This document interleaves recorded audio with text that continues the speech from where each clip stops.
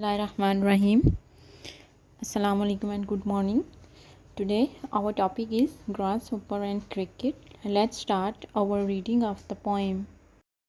Before reading the poem, let us know the theme of the poem in brief. This poem by John Keats is a nature poem. The grasshopper and the cricket acts as symbols to show that the poetry of the earth is a never-ending song. It is an optimistic poem and conveys the message that there is something joyful and entertaining in the world in all circumstances and situations, whether good or bad. This message is beautifully depicted through the liveliness of nature by John Keats with the help of the grasshopper and cricket. Let's begin reading the poem. The poetry of earth is never dead.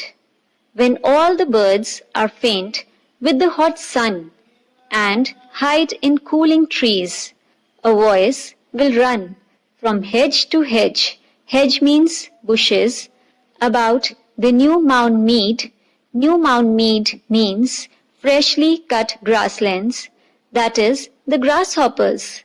He takes the lead in summer luxury he has never done with his delights, for when tired out with fun, he rests at ease. Ease means comfortably beneath some pleasant weed. Weed means unwanted plant. In this stanza, the poet says that the poetry of the earth is always alive. It's a never-ending song. He justifies this by saying that when all the singing or chirping birds become silent due to tiredness in the hot summer season and cool themselves by taking shelter in the shady branches of the trees, the nature song does not end, as it is the grasshopper which takes the opportunity and pleasure to keep the everlasting nature song going on by its voice while moving from bush to bush about the freshly cut grasslands. The grasshopper is fun-loving and cheerful in the summer season. It keeps the nature lively through its voice, and when gets tired, it rests comfortably under any one of the weeds it likes. The poetry of earth is ceasing never. On a lone winter evening, when the frost has wrought means brought about, a silence. From the stone there shrills means comes through loud and clear. The cricket's song, in warmth increasing ever, and seems to one in drowsiness, half lost. The grasshoppers among some grassy hills. In this stanza, the poet says that the poetry of earth does not stop, irrespective of the seasons. Even in the loneliness of winter season, when there is deep silence due to coldness, it is the cricket which through its voice continues the poetry of the earth.